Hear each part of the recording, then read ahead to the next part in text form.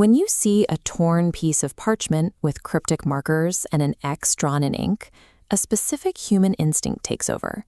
You want to dig. This promise of discovery has driven explorers to risk their lives. But we no longer live in the era of parchment. We live under a grid of satellites. Deep penetrating radar scans the crust beneath our feet, and high-resolution orbiters document every square mile of the planet. Today, the blank spots on the map are gone. Despite this total surveillance, billions of dollars in historical wealth remain entirely out of reach. We have records of these fortunes, and in many cases, we know their general locations. Retrieving these fortunes requires a direct confrontation with three specific forces: human conflict, natural engineering, and sacred belief. The first barrier is human conflict.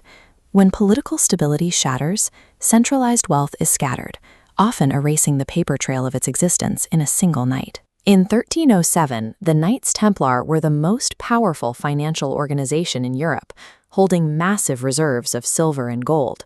When the French crown orchestrated a sudden attack to seize all that wealth, the vaults were found entirely empty. The wealth was absorbed into the chaos of the order's collapse, leaving no record of where it went. This same pattern of disappearance repeated centuries later at the Catherine Palace in Russia. It housed the Amber Room, a chamber constructed from 6 tons of amber, gold leaf, and precious gems.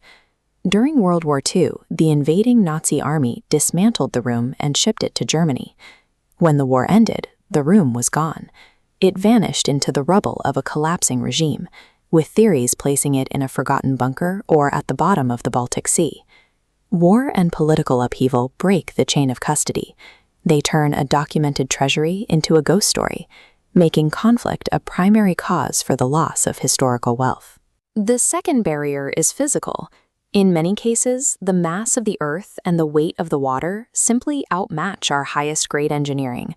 In 1511, the Flor de la Mar sank during a storm off the coast of Sumatra. It carried a royal treasury of gold, diamonds, and silver. Today, that cargo is estimated to be worth over $2 billion. For decades, search teams have deployed sonar, robotic submersibles, and high-intensity lighting to comb the seafloor. Yet, the ocean keeps the ship hidden. The crushing pressure and shifting sediment create a vault that our technology cannot yet crack. On land, the Earth uses more complex defenses. In 1795, a depression in the ground was discovered on Oak Island, Nova Scotia. This sparked a multi-generational effort that has consumed millions of dollars and industrial-scale machinery. Excavators found thick timber platforms every 10 feet down the shaft. They were an engineering trap. When diggers breach a certain depth, hidden subterranean channels siphon seawater directly into the shaft, instantly drowning the site. The physical weight of the planet acts as a perpetual check on our technology.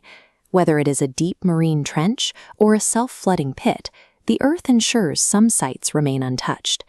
The final barrier requires no mechanical traps or ocean pressure. It is built entirely from human reverence and religious tradition. The myth of El Dorado, a city of gold, drove explorers into the South American jungles for centuries. The wealth likely never existed, but the idea alone was strong enough to lead thousands of people to their deaths. Contrast that myth with the physical reality of the Padmanabha Swami Temple in India.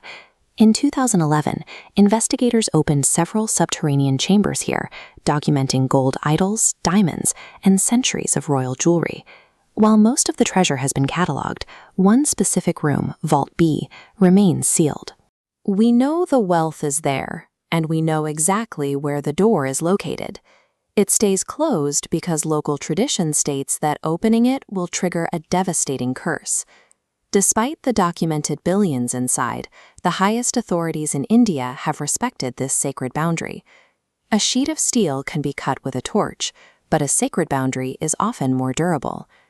The treasure in Vault B is protected by our own respect for the tradition that houses it. Today, the famous Amber Room remains lost.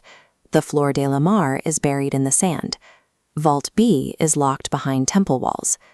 The physical objects inside these vaults matter less than the narrative voids they create in our history.